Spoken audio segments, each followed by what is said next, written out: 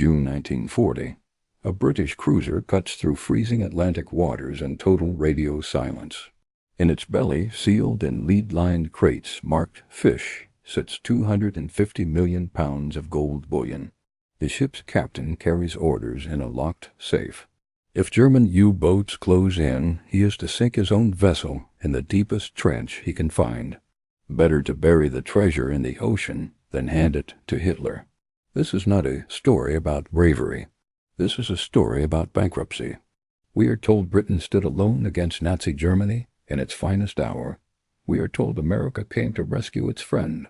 We are told about Churchill's cigars and Roosevelt's fireside chats and the special relationship that saved democracy. But that story is a fairy tale. The real story is about a balance sheet. Britain did not win the war and then decline. Britain paid for the war by selling itself piece by piece to the United States. What happened between 1940 and 1945 was the largest liquidation sale in human history. An empire that controlled a quarter of the Earth's surface was stripped down and sold for scrap. The gold left London and never came back. Walk through the city of London in 1939, and you would see the center of global finance. The Bank of England's vaults held more gold than any institution on the planet. British pounds were the currency the world used to trade oil, wheat, rubber, and steel. Every major shipping lane passed through ports controlled by the Royal Navy, from Cairo to Calcutta to Cape Town. British banks cleared the checks and British firms held the deeds. The empire was not just land.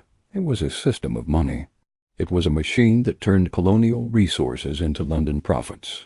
The pound sterling was not just paper. It was backed by gold reserves accumulated over 3 centuries of conquest and commerce. But beneath the marble floors and oak-paneled boardrooms, the machine was overheating. Britain's wealth looked solid, but it was not liquid. The empire's riches were locked in tea plantations in Ceylon and railroads in Argentina and mines in South Africa. You could not pay for bullets with a deed to a rubber farm. You needed cash. More specifically, you needed American dollars. Because when France fell in 6 weeks and the German army stood on the cliffs of Calais staring across the Channel, Britain needed to buy weapons. And the only country with the factories to build them in quantity was the United States of America. Winston Churchill sent urgent cables to Franklin Roosevelt, begging for rifles, planes, and destroyers. He expected generosity. He expected solidarity. He was shocked to discover he would get a bill instead. The United States Congress had passed laws called the Neutrality Acts. Buried in those laws was a clause called cash and carry. It sounded bureaucratic. It was brutal. Any warring nation could buy American goods, but they had to pay in full before the cargo left the dock, and they had to transport it in their own ships at their own risk. There was no credit. There was no tab. There was no friendship discount. If Britain wanted guns, they had to put gold on the table first. The British Treasury did the math and realized they were bleeding to death. Every week, millions of dollars flowed out of London to pay for steel and explosives and aviation fuel. At this rate, Britain would run out of dollars by Christmas. And the moment the dollars stopped, the shipments would stop. And the moment the shipments stopped, the war was over. Churchill's cabinet faced a choice that no British government had faced in 300 years. They had to liquidate the nation's wealth to buy time. The operation was code-named Fish.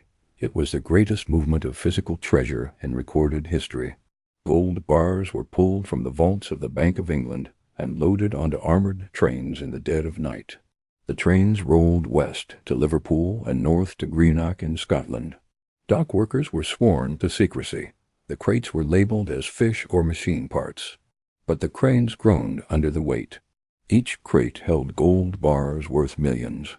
The bars were loaded onto cruisers and battleships, the fastest ships in the fleet, ships that could outrun German submarines. HMS Emerald sailed from Scotland in June 1940, carrying over 2,000 gold bars. The ship's magazine, built to store shells, was crammed with metal worth more than the warship itself. The captain's orders were explicit. If capture was imminent, scuttle the ship in the deepest water available. Let the gold sink to the bottom of the Atlantic rather than fund the Nazi war machine. The voyage was a nightmare. North Atlantic storms tossed the ship like a toy. Waves crashed over the deck. Below, in the magazine, the gold bars broke loose and slid across the steel floor like cannonballs. Sailors had to go into the hold during the storm and chain down 200-pound gold bars to stop them from punching holes in the hull. It was a battle against physics and the ocean and the fortune they carried. When the ships arrived in Halifax, Nova Scotia, the relief was temporary. The gold was unloaded under armed guard and moved by rail to the Bank of Canada in Ottawa. So much gold arrived that the floor of the vault sagged. Engineers had to reinforce the building's foundations. For 2 years, the capital of Canada held more gold than anywhere on earth except Fort Knox. But this gold was not being stored. It was being spent. Every bar was credited to Britain's account and immediately used to pay American weapons manufacturers. The gold was melting away. By autumn 1940, the gold was not enough. The war was accelerating. Britain needed more. So the government passed emergency laws to confiscate private wealth. If you were a British citizen and you owned shares in an American company, the government forced you to sell them. If you owned property in New York or stocks in a Chicago steel mill, you had to hand them over. The government gave you British pounds in return, but they took the dollars. This was called the vesting of securities. It was legalized theft for national survival. The British Treasury then dumped these assets onto the New York Stock Exchange. But the American buyers knew Britain was desperate. They knew Britain had to sell. So they lowballed every offer. It was a fire sale. One of the most infamous examples was the American Viscose Corporation. This was a huge textile company worth over $100 million. It was owned by the British conglomerate Courtaulds. The Roosevelt administration told the British they had to sell it to prove they were truly broke before any further aid would be considered. The British were forced to sell the company for $54 million. Half its value gone in a week. Spent in a month. Britain was burning its furniture to heat the house. They sold railways in Argentina. They sold mines in Rhodesia. They sold oil fields in Persia. They sold shares in companies their grandfathers had built.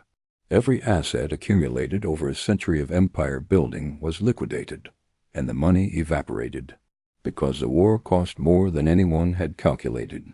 Every hour, millions of dollars disappeared into the furnace of industrial combat. December 1940, Lord Lothian, the British ambassador to Washington, stepped off a plane in New York. He was exhausted. His face was gray. Reporters crowded around him asking about Britain's finances. He looked at the cameras and said 5 words that changed everything. "Well, boys, Britain's broke." It was a shocking admission. The greatest empire on earth had run out of money. The vaults were empty. The investments were sold. The cash was gone. Britain needed a miracle, or a loan, or both. This is where the fairy tale version of history tells you that America rode to the rescue. This is where we hear about lend-lease in Roosevelt's garden hose metaphor. He told the American public that lending weapons to Britain was like lending a hose to a neighbor whose house is on fire. You do not charge him for the hose. You help him put out the fire. And when it is over, he gives the hose back. It sounded noble. It sounded generous. It was neither. The Lend-Lease Act passed Congress in March 1941. It allowed the United States to send weapons and supplies to Britain without demanding immediate payment. On the surface, it saved Britain. But the contract had teeth. The Americans were not stupid. They knew this was an opportunity to reshape the world. The terms of Lend-Lease were designed to dismantle the British Empire's economic structure. One of the key conditions was that Britain had to agree to abolish imperial preference. This was the tariff system that allowed Britain to trade cheaply within its own empire. It gave British companies an advantage in Canada, Australia, India, and South Africa. The Americans hated it. They wanted access to those markets. So they wrote a clause into Lend-Lease that forced Britain to open those markets to American competition after the war. Britain was trading the future of its empire for weapons to defend it today. Lend-lease was not charity. It was a ledger. The Americans kept detailed records of every shipment, every crate of canned food, every truck tire, every gallon of gasoline. All of it was written down. The British argued that their soldiers were dying and their cities were being bombed, and that should count as payment. They called it equality of sacrifice. The American Treasury did not agree. Blood was not currency. The ledger had to balance. Britain also had to give up territory. In September 1940, before Lend-Lease even existed, the United States extracted a deal called destroyers for bases. Britain received 50 old destroyers from World War I. They were obsolete. They were slow. They were barely functional. In exchange, Britain gave the United States 99-year leases on naval bases in Newfoundland, Bermuda, the Bahamas, Jamaica, and Trinidad. These were sovereign British territories. They were handed over for a century in exchange for scrap metal. Churchill hated the deal. He knew it was humiliating, but he signed it because the alternative was invasion. Britain also gave up its technology. In the autumn of 1940, a British scientist named Henry Tizard flew to Washington carrying a black metal box. Inside that box were the crown jewels of British military research: blueprints for radar systems, designs for jet engines, early research on nuclear fission. The Americans opened the box and stared in disbelief. One device in particular changed everything. It was called the cavity magnetron. It was a small copper block that made radar 1,000 times more powerful. American scientists later said it was the most valuable cargo ever brought to their shores. Britain handed it over for free. They gave away the industries of the future because they needed help today. The war continued. Britain survived, but it survived as a shadow. By 1944, British exports had collapsed by 70%. The entire economy was focused on war production. British factories made Spitfires instead of cars. They made shells instead of washing machines. Meanwhile, American factories made both. American companies moved into markets that Britain had abandoned. They sold goods to South America and Asia and Africa. When the war ended, those customers stayed with the Americans. Britain had lost its commercial dominance while fighting for its life. August 1945, Japan surrendered. The war was over. In London, people danced in the streets. In Washington, President Harry Truman signed an order terminating Lend-Lease. Immediately, the shipments stopped. The convoys turned around mid-ocean. Britain's economy, which had been on American life support for 4 years, went into shock. The free food stopped. The free fuel stopped. Britain was still bankrupt. The war had not fixed that. It had made it worse. The British government sent the economist John Maynard Keynes to Washington to negotiate a loan. Keynes was a brilliant man. He was famous. He expected the Americans to be grateful. He thought they would offer a gift or at least an interest-free loan to help their ally rebuild. He gave speeches about sacrifice and solidarity. The American negotiators were unmoved. They offered a loan of $3.75 billion. It came with interest, and it came with more conditions. The Americans demanded that the British pound be made convertible. This meant anyone holding pounds could exchange them for dollars. Keynes knew this would cause a financial panic, but he had no choice. He signed the deal. He returned to London exhausted. He died a few months later. Some said the stress of the negotiations killed him. When the convertibility clause took effect in 1947, disaster struck. Countries and investors stampeded to sell their pounds and buy dollars. Britain's reserves drained in weeks. The government had to suspend convertibility and beg for more help. Britain entered an era of austerity that lasted a decade. Rationing continued until 1954. British children grew up eating powdered eggs and wearing patched clothes while American children enjoyed suburban prosperity. The victors lived like the defeated. The debt hung over Britain for generations. Every year, the British Treasury sent a check to the United States. Through the Cold War, through the Suez Crisis, through the Beatles and Thatcher and the rise of the Internet, The payments continued. Finally, on December 29, 2006, Britain sent a wire transfer of $83 million to the Federal Reserve. It was the final installment. 61 years after the war ended, the bill was paid. Let that sink in. It took Britain longer to pay off World War II than it took to fight Napoleon. The economic wound was deeper than the military one. The war destroyed cities. The debt destroyed the empire. Because you cannot run a global empire without money. You cannot station troops in Singapore and patrol the Indian Ocean and maintain naval bases around the world when your treasury is empty. Britain could not afford the empire anymore, so it let it go. India became independent. Africa decolonized. The bases east of Suez were abandoned. The Union Jack came down in 100 capitals, not because of rebellions, because of insolvency. The United States stepped into the vacuum. The dollar replaced the pound as the global reserve currency. The U.S. Navy replaced the Royal Navy as the guarantor of international trade. American military bases occupied the strategic islands that Britain had leased away in 1940.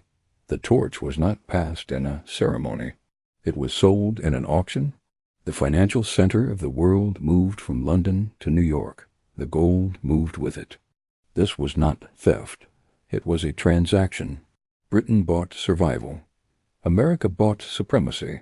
Both sides got what they wanted, but the receipt tells a story that the textbooks leave out. The Second World War was not won by courage alone. It was won by cash flow. And the nation with the deepest vaults dictated the terms of victory. Sovereignty is solvency. The moment Britain ran out of dollars, it lost control of its destiny. The empire did not fall because of wars or revolutions. It fell because the bank account hit zero. The ships that carried the gold across the Atlantic in 1940 were not just moving metal, they were moving power. They were moving the future. The gold never came back. The bases became American territory. The technology became American industry. Britain became a wealthy island nation again. But it was no longer the master of the world. That title had been purchased by the country that held the ledger. History is written by the victors. But the ledger is written by the accountants. And the accountants always tell the truth. The truth is that Britain did not lose the war. Britain won the war. But Britain lost the peace, because peace had a price, and that price was paid in gold, territory, technology, and decades of debt. The invoice for survival was the most expensive document in human history. So the next time someone talks about the so-called special relationship between America and Britain, remember the gold. Remember the convoys cutting through black Atlantic seas, engines straining, escorts scanning for shadows that never stayed still. Remember the crates lowered into foreign vaults, stamped, sealed, and quietly counted. Remember Ottawa not as a symbol of friendship, but as a safe place to store leverage. And remember the final payment made not in the heat of war, but in the calm of 2006, when the world had already forgotten why the bill existed in the first place. Because relationships between nations are not built on sentiment or shared values. They are built on leverage, timing, and who has power when the lights go out. In 1940, Britain's interest was survival at any cost. America's interest was shaping the world that would emerge after the smoke cleared. Both sides acted rationally. Both sides won something. But only one side walked away wealthier, stronger, and positioned to write the rules. This is not the version taught in classrooms or wrapped in speeches. This is the version preserved in balance sheets, shipping manifests, and repayment schedules. It is written in the ledger, and ledgers do not care about myths. Subscribe to stay ahead of the curve. If you think this story is wrong, explain where. If you think it's right, explain why. History belongs to those who argue it. I'll be reading the comments. Thanks for watching.